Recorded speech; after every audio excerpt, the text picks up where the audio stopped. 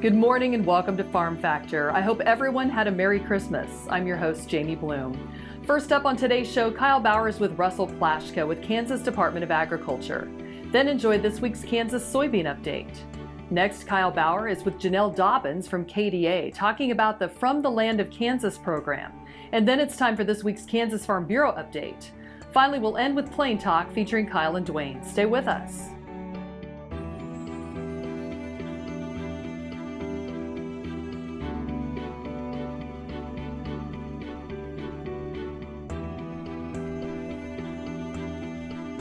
Closed captioning brought to you by Ag Promo Source. Together we grow. Learn more at agpromosource.com. This segment brought to you by Kansas Grain Sorghum. Growers working together. Find out more at kansasgrainsorghum.org. Welcome to Farm Factor. Let's join Kyle Bauer as he visits with Russell Plaschka, Workforce Development Director with the Kansas Department of Agriculture. Hi, this is Kyle Bauer visiting with Russell Plaschka. He's with the Kansas Department of Agriculture as a workforce development specialist. Is that a new position with KDA or a new emphasis? It's relatively new. It's part of the emphasis that the department has put on workforce development. How can we engage more people in agriculture? How can we get more people excited about a career in agriculture?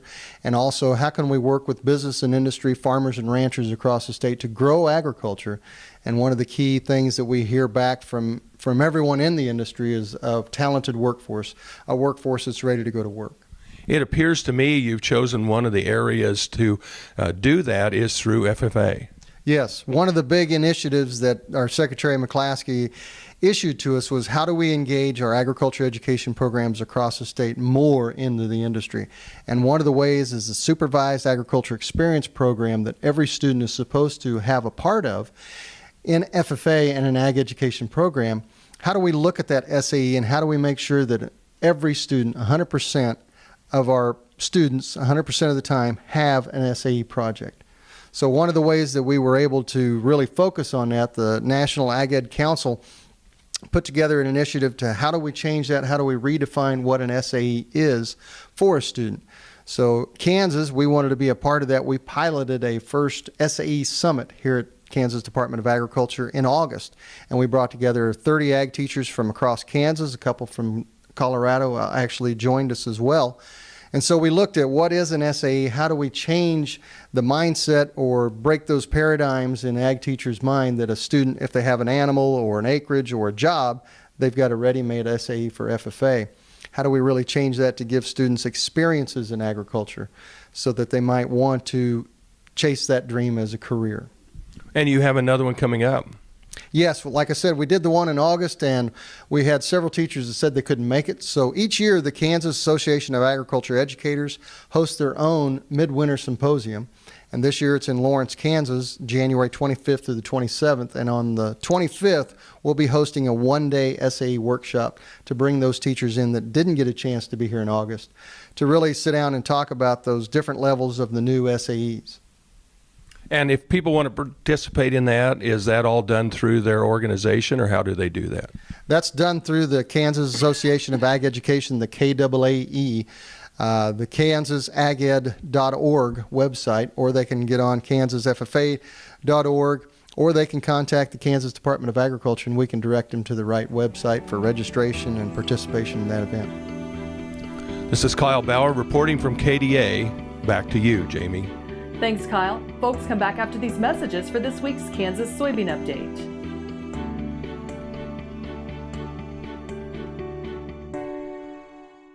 KFRM is one of the largest farm radio stations in the nation, dedicated to informing and entertaining rural listeners from northern Oklahoma to southwestern Nebraska.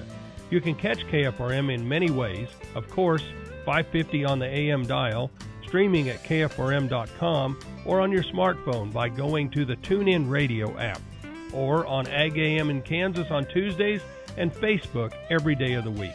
KFRM, tune us in. You'll be glad you did.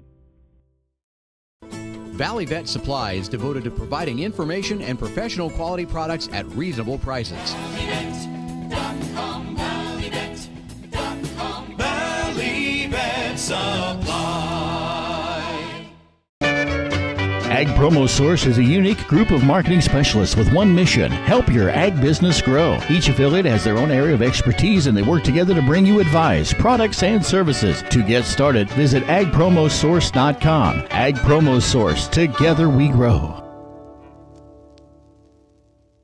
Mark your calendars now for the 2018 Topeka Farm Show, January 9th, 10th, and 11th at the Kansas Expo Center. 253 exhibitors, 612 booths, and other attractions like free horse training clinics with Scott Daly, the Kansas Soybean Expo, and free well water nitrate testing. Enjoy free parking, admission, and a chance to win grand prizes courtesy of Midland Seed and Hoyt Truck Center. All this and more at the Topeka Farm Show, January 9th through the 11th at the Kansas Expo Center. This segment is brought to you by the Kansas Soybean Commission. The Soybean Checkoff. Progress powered by Kansas farmers. Welcome back to Farm Factor and the Kansas Soybean Update. This is the Kansas Soybean Update. It's brought to you by the Kansas Soybean Commission. The Soybean Checkoff, progress powered by Kansas farmers. Teresa Brandenburg joins us. She serves as second vice president of the Kansas Soybean Association and chair of the Kansas Soybean Expo Committee. And Teresa, coming up on Wednesday, January 10th, will be the 2018 Kansas Soybean Expo. Yeah, we are so excited to welcome soybean producers from across the state to Topeka for this year's expo. And it will be at the Capitol Plaza Hotel's Manor Conference Center at the Kansas Expo Center. And what time do you guys get things started? We're going to start with registration at 8:30, and we'll have some breakfast goodies available there. And at 9 o'clock, we'll kick off with a welcome from both our commission and association presidents. And then we're going to dive right into a really full day. What's going to be on the program this year? Well, this year, we're starting out with some commissioner partner updates from the U.S. Poultry and Egg Export Council, as well as the U.S. Soybean Export Council. And then we decided we wanted to have a little fun this year, so Roger Radley will actually be joining us, and he touts himself as a farm boy turned comedian, so that should be a really fun keynote address from him. And then, of course, we have the luncheon, which is always a highlight, and at the luncheon, we're going to get to hear from the CEO of the National Biodiesel Board, as well as hear an American Soybean Association report. And then, obviously, the highlight of the luncheon is always the KSA annual meeting. That's an important opportunity for our members to really touch base with the association and get a feel for what work's being done on their behalf. And then we jump into the afternoon. And the afternoon, you're going to hear from the folks at K-State Research and Extension. We've picked 3 really important topics. We're going to be hearing from speakers about increasing yield, as well as the dicamba issues, and then some stem borer issues that people are having across the state. And before that, I know people always look forward to seeing the yield and value contest results, and that'll actually be at 1:15, followed by our reception at 3:45. Just a really packed day, really worth your while to come out to Topeka. Now, one thing we do want to say is if you can pre-register, that would be great, but there's a deadline to be able to do that? Yes, we would like everybody to go to kansassoybeans.org/expo and click on the pre-registration by January 3rd. That makes sure that we are going to have a meal for you and a seat for you, and it just helps us be prepared to give you guys the best possible experience that day as you join us. So January 3rd, kansassoybeans.org/expo. Click on that pre-registration, or you can also print a registration sheet and mail that in. Or you can call 877-577-6923, 877-KS Soybean. Teresa, I appreciate you joining us. Thank you very much. Thanks so much. Teresa Brandenburg is joining us, serving as second vice president of the Kansas Soybean Association and chair of the Kansas Soybean Expo Committee. She joins us on the Kansas Soybean Update. It's brought to you by the Kansas Soybean Commission. The Soybean Checkoff, progress powered by Kansas farmers. Learn more at kansassoybeans.org. For Kansas Soybeans, I'm Greg Akagi. Hope you enjoyed this week's Kansas Soybean Update. Stay with us after the break for more as Kyle Bauer and Janelle Dobbins discuss the From the Land of Kansas program.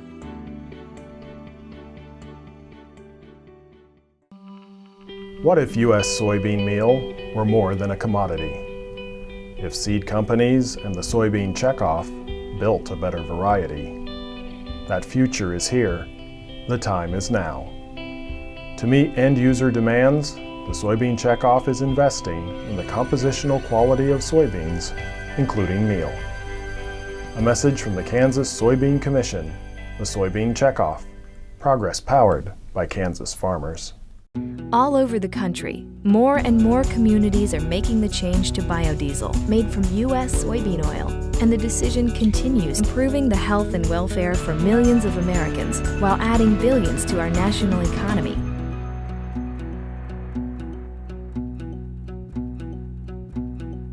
What does a brighter, more sustainable future look like in our cities and towns, and how do we get there? When New York needed an alternative fuel source to reduce carbon emissions, the city found what it needed in biodiesel made from U.S. soybean oil.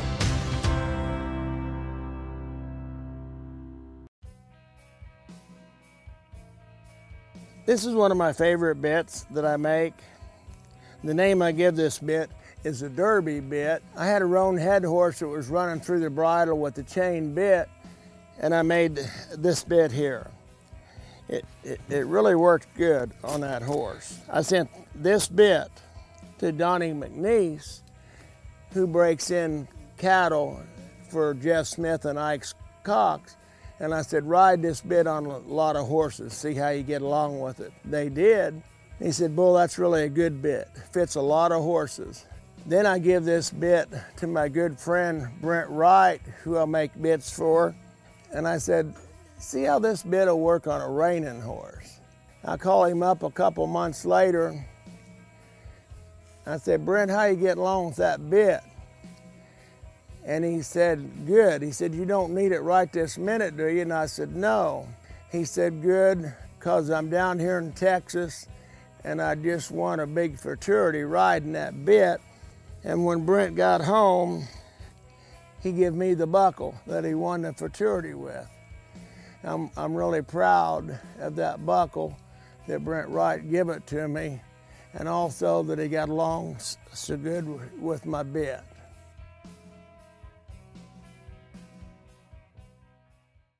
This segment brought to you by Sure Crop, liquid crop nutrition delivered right to your farm. We're back now in Talking Trade with Janelle Dobbins from the Kansas Department of Agriculture's From the Land of Kansas program. Hi, this is Kyle Bauer visiting with Janelle Dobbins. She's marketing manager from the Land of Kansas, which is a program for the Kansas Department of Agriculture. Janelle, you've been at this job about a year. So what is going on in the next few months that's important for people to know? So from the Land of Kansas, we're always looking for opportunities to work with Kansas companies and Kansas farmers markets. So in the next couple of months, there's a couple of different workshops and conferences that will really help people with further education opportunities. So we'll first start with partnering with the Kansas State Research and Extension Group, and then the Kansas Department of Health and Environment works with us, and we actually host farmers market workshops to get everyone ready for the farmers market season. And those will be 5 locations across the state. It'll be February 1st in Colby, February 2nd in Great Bend, February 3rd in Wichita, February 9th in Olathe, and then February 10th in Chanute. And you'll be able to go online and register for those at FromTheLandOfKansas.com, or if you go on to also our Facebook page, there will be a link. And at those, each conference will be a little bit different, but we'll be covering such things as tax questions, food safety, and also giving marketing and communications ideas for all of our market vendors. Truly, as people start down that road of farmers markets, there is a bit of a learning curve, and you can make that curve a lot steeper. Yeah, and we really try to work with them. We'll have people from KDA and all the different license groups and everything to answer all of their questions. And also a lot of the vendors say it's really helpful to play off of other vendors and find out what they're doing at their markets, because there's some of the ideas that could easily work at theirs. Farmers markets have grown and will appear to not be limited on how much more they're going to grow. Correct. Right now we have 85 registered ones because we are the central registration point, which you can do online, and every year it keeps increasing because about 2 years ago we were only about 71 markets. So it's something we think will keep growing and growing. And then also in March, we have an opportunity for farmers market managers and From the Land of Kansas companies, because we'll be hosting our From the Land of Kansas annual conference and farmers market conference March 1st and 2nd in Manhattan at the Bluemont Hotel. And there we're going to be, Jolene Brown is going to be speaking as our keynote, and she's going to be talking about how consumers view a business through their eyes and kind of how you can do that and see what changes you might need to make. We'll also be talking about grant writing, the new food safety labeling laws for all of our food safety products folks, and then also we'll be talking about how to market your market and be having a panel who can answer all types of questions on that. We're visiting with Janelle Dobbins about From the Land of Kansas. This is Kyle Bauer reporting. Back to you, Jamie. Thanks, Kyle. Come back after the break for this week's Kansas Farm Bureau update. Soil is the life of a farm, and for 25 years, Sure Crop Liquid Crop Nutrition has helped growers produce abundant quality crops while preserving and improving the soils they steward. Sure Crop offers complete soil and plant analysis with cropping recommendations, delivery direct to your on-farm storage, and quality crop nutrition custom blended for your field. Choose Sure Crop for the assurance of excellence for your soil. Call today or visit their website for more information. Next time you see a beautiful field of corn, reach out and thank the farmers who work tirelessly to raise corn for livestock feed, renewable fuels, and exports to feed a growing world population. The farmers on the Kansas Corn Commission work for Kansas Corn with grower-funded checkoff dollars that support foreign and domestic market development, research, promotion, and education to expand opportunities for Kansas farmers. To learn more, visit kscorn.com. Tarwater Farm and Home has been family owned and operated since its beginning in 1978. What you need for farm and agriculture, lawn and garden, clothing and footwear, and so much more. You'll be surprised at what you'll find in this huge store. They have what you need and lots of it. So come take a look. You'll discover that customer service is first and foremost. Always has been with the Tarwaters. Tarwater Farm and Home, 4107 North Topeka Boulevard. Hi, I'm Tim. This is my wife, Kat, my parents, Jerry and Linda, and my kids, Isaac and Lizzie. My parents traded their first careers to take over my mom's family farm shortly before I was born. When I graduated high school, my parents made me leave to see the world. I started on the corporate track, but soon wondered what farm life might really be like. Watch our story and the stories of other young Kansas food producers at kansaslivingmagazine.com/meetafarmer. This segment brought to you by Kansas Farm Bureau, the voice of agriculture. To join today or more information, go to kfb.org or find us on Facebook and Twitter. Welcome back to Farm Factor and the Kansas Farm Bureau update. The School Milk Nutrition Act of 2017, introduced by Representative Glenn Thompson, would allow schools to give students more milk choices. American Farm Bureau Federation Market Intelligence Director John Newton says the bill gives schools the flexibility to bring back low-fat flavored milk. Students in the school lunch program currently have access to low-fat milks, skim milks, but don't have access to that low-fat flavored milk. So this would allow them to bring that chocolate milk that was so popular in my childhood at the lunch table back into the lunch program. Newton says the legislation provides a market opportunity for dairy farmers. For a number of years, consumption of fluid milk in the United States has been declining. So this is a great step forward in trying to reverse that trend. You have an opportunity to work with potential consumers at a very young age. By introducing them to low-fat flavored milk, you could potentially have a dairy consumer for life. Allowing schools to provide more milk options also benefits children. Dairy has so many nutritious ingredients in it. To provide the opportunity for low-fat flavored milk in school gives all those vitamins and minerals that's in the milk available to the school kids. So putting it on the plate is definitely a step forward for the lunch program. Michael Clements, Washington. Stay with us. We'll be back after the break with Plain Talk.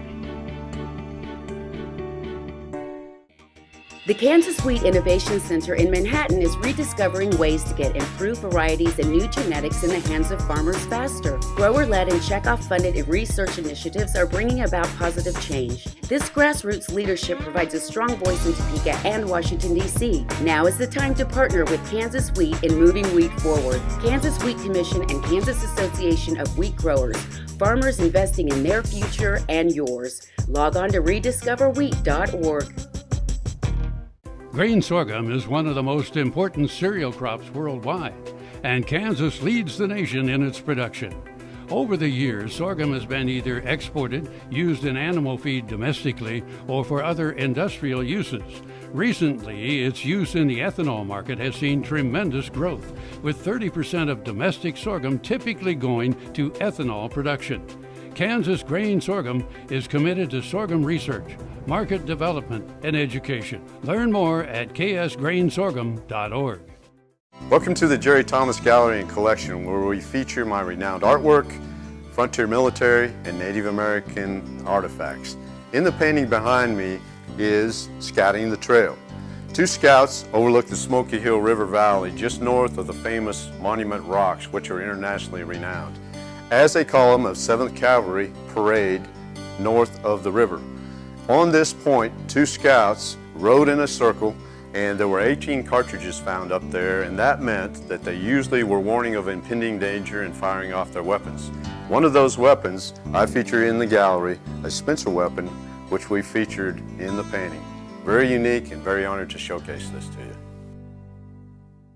you. I had this horse. It was a good horse, except when the wind was blowing above 30 miles an hour. Wind was blowing about 35, 40, and I saddled him up, rode him out to the end of the lane, and I thought, well, he's doing pretty good. And about 6 jumps later, I was laying on the ground and thinking, boy, my shoulders sure hurt. I kept waiting, and it didn't get better, and so I went to an orthopedic surgeon, and that showed that I had torn rotator cuff. He said, well, I have to do surgery. I thought, I farm and ranch by myself. This is not going to work out very well. I'd been sleeping in my recliner for about 2.5 years because it hurt too much to sleep in bed on my side. I'd heard about Kansas Regenerative Medicine Center on the radio. Gotten down there at 8 o'clock in the morning, and by 11:30 the procedure was all over. They just took some fat out of my side here and spun that down for about 45 minutes and then injected it in my shoulders, and I was on my way. It's something you don't hear about, but I thought it was worth a try, and I'm really pleased. It's really worked out well for me. This segment brought to you by Kansas Corn. Learn more at kscorn.com. Welcome back. Now let's see what Kyle and Duane are up to on Plain Talk. Hi, this is Kyle Bauer with Plain Talk with the smirky Duane Toews. Why are you smirking at me? I got one for you today. Okay. Your fact or fiction question of the day. An average American will produce enough saliva in their lifetime to fill 2 swimming pools. Fact or fiction? What size swimming pool? Olympic-sized swimming pool, or the little one you get down really at the say. 5 and dime store? It says swimming pool. Well, I'll go with true because you didn't say what size. Oh, fine. You win on a technicality. I won. Could have been one of them little waiter pools. Exactly. I'm saying I can get enough saliva together than that in just one day. Kind of depends on what you're doing. What's that little doodad on my shirt called? See doodad? That? See that doodad? That's a pen holder. Really? Have you ever seen anyone put a pen in that holder? Oh, I'm sorry, I couldn't get my glasses right. Yeah. No, that's on the outside of your pocket. It's on the I have outside. some that have a little loop on the inside of the pocket. I know, but this appears to be the era of the doodad on your shirt era. Because You know what all that my is? shirts have little doodads That's on. another 3 cents from the guy that made it.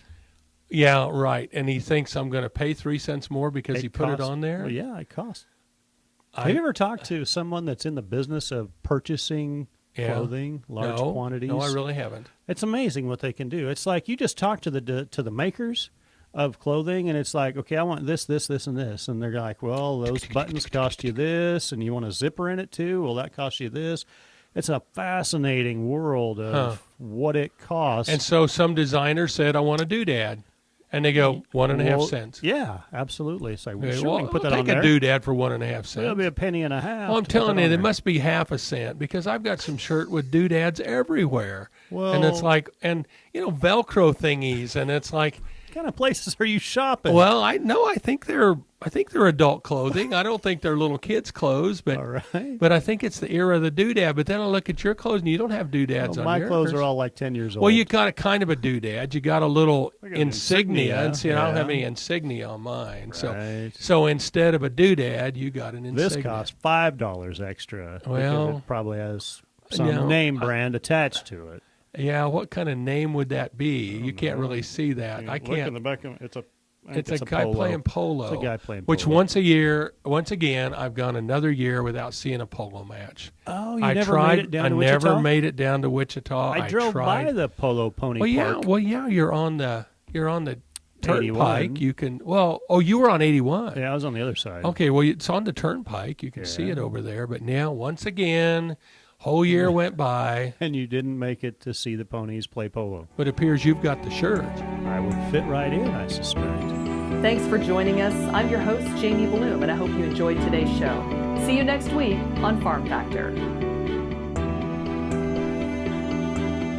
Closed captioning brought to you by Ag Promo Source. Together we grow. Learn more at agpromosource.com.